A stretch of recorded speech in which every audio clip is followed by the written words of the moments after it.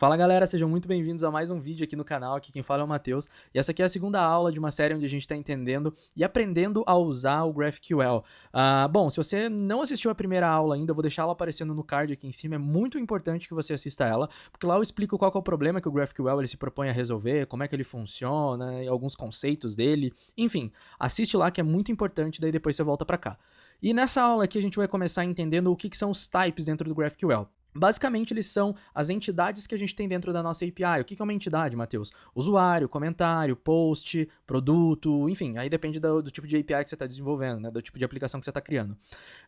E os types, eles servem para a gente tipar essas entidades. O que é tipar? Se você já trabalhou com TypeScript, é muito semelhante às interfaces. Então, a gente cria lá o nosso type user e a gente diz que o type user ele tem alguns atributos, como name, e-mail, senha, e diz quais os tipos desses atributos, né? Então, name é do tipo string, e-mail, string, senha, string, e por aí vai. Vamos ver então agora na prática como é que a gente faz isso. Aqui dentro do nosso typedefs, eu vou criar um novo type, então deixa eu dar uns enters aqui. Vou criar um type chamado user, tá? Então você vê que a sintaxe, isso aqui é uma... Cara, isso aqui é fantástico dentro do GraphQL. Porque a mesma sintaxe que a gente usa para escrever carry, mutation, subscription, que a gente vai ver mais pra frente, é exatamente igual para todos eles. Então, por exemplo, aqui a gente tem type carry, e a gente diz que a carry tem um atributo hello, que é do tipo string, né? Que daí a gente resolve aqui embaixo. Enfim, assiste lá a primeira aula que você vai entender o que isso aqui significa. E para criar o nosso usuário é exatamente a mesma coisa. Então a gente tem o type user, o user ele vai ter um name, que é uma string, ele vai ter um e-mail, que também é uma string, e eu vou colocar aqui um active do tipo boolean, só pra gente variar um pouquinho no tipo. E acabou, tá? Então, sério, isso aqui é muito massa mesmo. Bom, e uma característica, opa, bati no microfone, pra variar um pouco, né? Eu tenho essa mania porque eu fico gesticulando aqui, mas enfim. Então, por padrão, os atributos dentro de um tipo, eles são opcionais. Isso quer dizer que name, nesse caso aqui, ele pode retornar nulo, ele pode ser um atributo nulo. E se a gente quiser dizer, não, name é um atributo obrigatório, a gente vem aqui no final dele e adiciona uma exclamação. Então, quero, por exemplo, que todos os atributos, eles sempre sejam obrigatórios. E aí, se por um acaso retornar null, quer dizer que tem alguma coisa errada na nossa aplicação e o GraphQL ele vai explodir um erro pra gente. A gente vai ver daqui a pouquinho como é que isso funciona. Bom, e aproveitando, lá na primeira aula, quando a gente falou sobre os scalar types, eu falei que a gente tinha um scalar type que é característico, é único do GraphQL, que é o IDzão.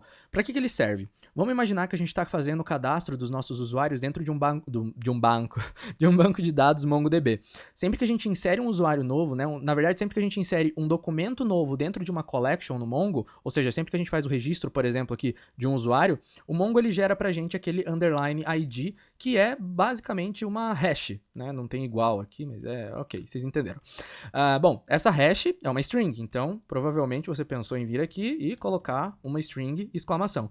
Isso aqui vai dar errado, Matheus? Não vai dar errado, só que o GraphQL ele tem esse scalar type IDzão justamente para a gente identificar e dizer para ele, olha GraphQL, dentro do meu tipo, dentro da minha entidade user, qual atributo desses aqui que representam a chave primária, qual que é o identificador único desse usuário. Aí a gente vem aqui e diz que o underline ID é do tipo IDzão para ele saber qual desses atributos representa a chave primária desse usuário, como eu acabei de falar. Bom, e para que serve isso aqui?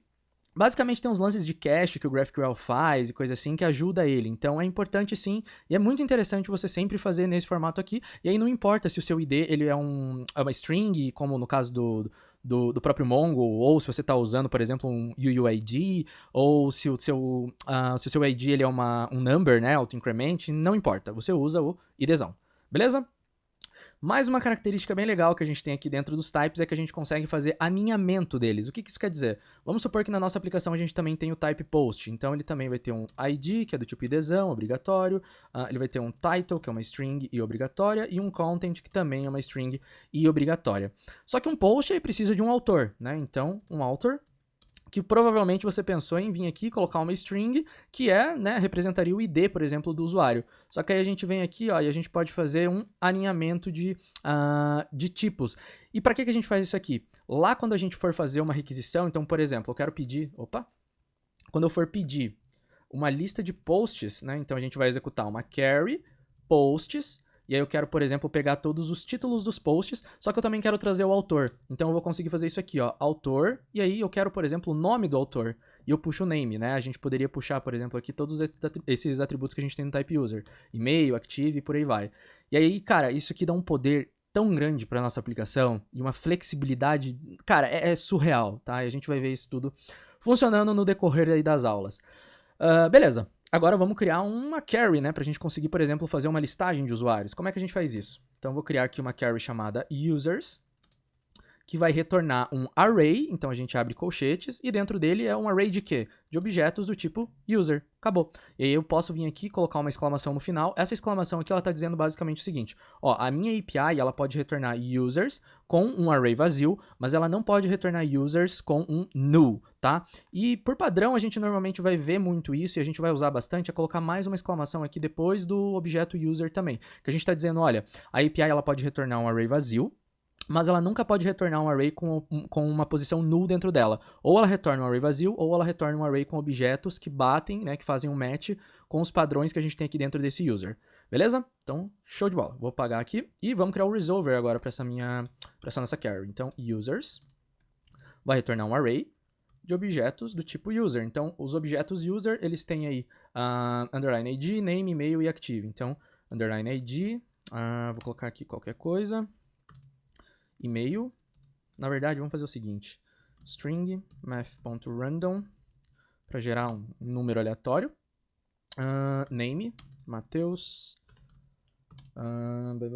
name, e-mail, e-mail, mateus@test.com e o último é active, true, tá? Então vou criar 3 aqui, Mateus 2, Mateus 3, só para a gente conseguir diferenciar, e eu vou colocar esse do meio aqui como active false. Vou salvar isso aqui, vamos rodar a nossa aplicação agora.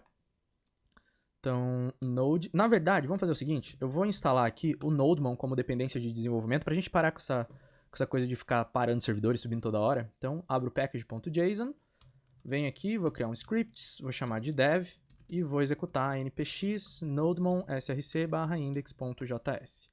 Beleza, agora eu venho aqui no terminal, yarn-dev, e executou server started no localhost 4000. Então deixa eu abrir aqui, ele já abriu, mas abriu embaixo. Perfeito, a gente já está com o playground aqui. E agora, olha só, se eu vier aqui, abro parênteses, abro chaves. Uma coisa, deixa eu explicar aqui também, aproveitar, é o seguinte, opa, dei zoom demais, volta para cá, aí. Quando a gente vai chamar uma query aqui dentro do GraphQL, a gente pode ou colocar o query aqui, e aí a gente consegue, por exemplo, o IntelliSense já identifica aqui que a gente tem a query hello e users, ou a gente pode simplesmente abrir chaves e escolher o que a gente quer, né? Qual a query que a gente quer executar. Então, basicamente, quando a gente omite o query, né? Quando a gente simplesmente faz nesse formato aqui, o GraphQL ele já entende que a gente está tentando executar uma query. Beleza? Para mutation, não. Para mutation, a gente sempre vai ter que informar a mutation aqui na frente e tudo mais. Bom, então quero, por exemplo, pegar a query users. Deixa eu colocar aqui o query na frente, só para ficar um pouco mais semântico, né? Para vocês entenderem melhor. Bom, então eu vou executar a query users.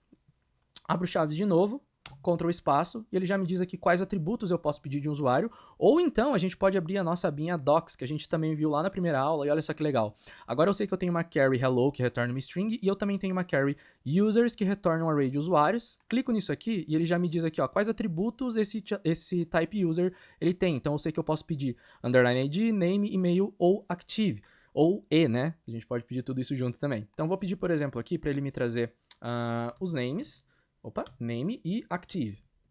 Executo isso aqui e olha só, ele traz para mim apenas o name e o active. Eu quero parar de trazer o active agora. Venho aqui e apago isso aqui, atualizo, né, mando executar de novo e foi embora. Bom, vamos só fazer um teste agora para vocês darem uma olhadinha. O que acontece? Ó, a gente colocou todos os atributos como sendo obrigatórios, correto? Então eu vou voltar aqui embaixo e eu vou retornar, por exemplo, o name aqui do segundo item como null. Né, que não poderia estar acontecendo, porque a gente colocou que todo objeto, toda entidade user precisa obrigatoriamente, né, por conta da exclamação, ter um name. Então, salvo isso aqui, beleza, restartou, volto para cá e quando eu tento executar, olha só, não pode retornar null para um não nullable, né, um campo que não pode ser nulo, e aí ele diz aqui pra gente qual que é esse campo, que é o user.name. Então, isso aqui é bem legal também. Tá, deixa eu voltar para cá, show de bola. Bom, agora uma outra situação é a seguinte, vamos supor que a gente, deixa eu fechar isso aqui, vamos supor que a gente quer listar apenas um usuário, a gente quer pegar, por exemplo, o usuário com e-mail mateus@test.com. Então o que a gente pode fazer? Vou criar uma nova query aqui chamada user, deixa eu chamar de, sei lá, get user by email. Aí, agora, olha só como é que a gente consegue fazer para receber parâmetros dentro do GraphQL. É basicamente como a gente faz funções dentro do TypeScript. Então, olha só, a gente abre aqui parênteses, aqui dentro eu digo qual que é o nome da propriedade que eu quero receber, então, quero receber e-mail, né, get user by e-mail. O tipo desse e-mail vai ser o quê? Vai ser uma string e obrigatória, porque se eu estou tentando pegar um usuário por e-mail, ele precisa informar qual que é esse e-mail. E aí, o retorno disso aqui vai ser um objeto do tipo user. Acabou. Salvo agora isso aqui. Vamos resolver ele, né? Vamos criar o resolver. Então, eu vou criar aqui um getUserByEmail, que vai receber uma arrow function também, tá? E vou retornar o seguinte. Deixa eu fazer o seguinte, ó. Eu vou pegar essa variável, vou jogar aqui para fora, então const users. Essa variável não, né? Esse array. Vou retornar direto aqui users. E agora a gente vai fazer o seguinte. Eu vou dar um return users.find. Então, eu vou procurar dentro desse meu array. Então, eu pego aqui um user e eu vou buscar por user.email igual. E agora, como é que a gente faz para pegar aqui dentro do resolver esse e-mail que o usuário digitou? Nessa função aqui, a gente recebe alguns parâmetros. O primeiro deles, por enquanto, a gente vai ignorar, a gente vai ver mais para frente, então não se preocupa. Mas, por enquanto, vou colocar só um underline. E agora, o segundo parâmetro são os args. Os args são basicamente todas as propriedades que a gente tem aqui. Então, qual que é o nome da propriedade que a gente quer? E-mail. Então, eu posso fazer o seguinte, ó, args.email. Salvo isso aqui, já vai dar um refresh. Deixa eu atualizar aqui só para a gente conseguir visualizar o esquema atualizado. Abro a minha docs e olha só, agora eu já sei que eu tenho aqui um getUserByEmail, clico nele, eu sei que eu posso passar um parâmetro e-mail, que é do tipo string, é obrigatório, e que ele vai me retornar um objeto do tipo user. Então vamos ver agora como é que a gente executa. Carry getUserByEmail, passo parênteses, e olha só, IntelliSense de novo, cara, é fantástico esse playground, sério. Ele já me deu aqui que eu posso enviar o e-mail, né? Jogo para cá. Qual que é o e-mail que eu quero pegar? mateus@test.com. E quais atributos eu quero puxar desse usuário? Eu quero, por exemplo, só o name e o próprio e-mail, né? Pra gente ver se tá puxando certinho. Execute, e olha só, ele trouxe aqui para mim, bonitinho, o e-mail que eu pedi. Se eu pôr aqui Mateus33, aí ele vai retornar aqui um null, porque a gente não fez nenhum tratamento aqui, né, para caso ele não funcione e tudo mais. Mas enfim, vamos criar a nossa primeira mutation aqui para cadastro de usuários antes da gente finalizar essa aula. Então, volto aqui para o meu esquema, type mutation, vou chamar de create user, que vai receber um parâmetro name string obrigatório, um e-mail string obrigatório também, e vai retornar um usuário no final de tudo. Eu vou pôr o active sempre como true, tá? Então, enfim, todo usuário cadastrado sempre está ativo. Beleza, então agora vamos criar essa mutation. Então, mutation, create user, vai receber uma arrow function, que recebe um underline e os args. E aqui dentro, vou criar um const new user, vai receber aqui underline id, que vai ser um string, math.random. O name vai ser o args.email, né? A gente vai pegar, aliás, args.name. O e-mail vai ser o args.email, só pegando do que o usuário mandar na requisição. E o active, como eu disse, por padrão, como true. Salvo isso aqui, volto para o meu playground, vou atualizar a página.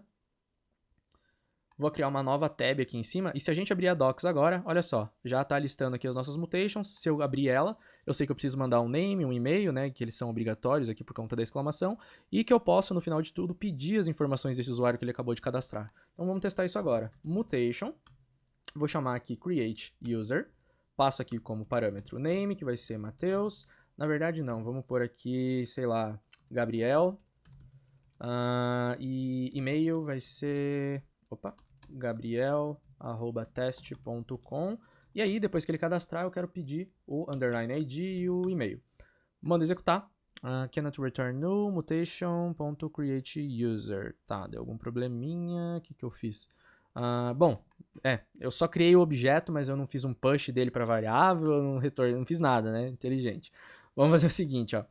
Users.push, né? Então, eu vou mandar aqui para dentro dessa minha users esse usuário que eu acabei de criar e no final de tudo eu vou retornar os dados dele. Salvo isso aqui e agora sim isso aqui é para funcionar. Então deixa eu atualizar só para limpar o erro. Perfeito. Agora quando eu executo, tá aqui. Então underline ID, e-mail, bonitinho. E se eu volto aqui, por exemplo, vamos fazer uma carry para listar todos os usuários. Então users, lista para mim e-mail e name. Mando executar e tá aqui o meu Gabriel que eu acabei de criar. Simples assim. Galera, Nessa aula a gente vai ficando por aqui. Eu espero que vocês tenham entendido tudo que eu passei aqui pra vocês. Se você não entendeu, é aquele padrão que eu sempre falo em quase todo vídeo. Vai lá no meu Instagram, me chama na DM ou pergunta no box lá que fica nos stories todos os dias, que eu vou ter o maior prazer em te ajudar e te responder. Beleza? Então, vamos ficar por aqui e eu te vejo na próxima aula.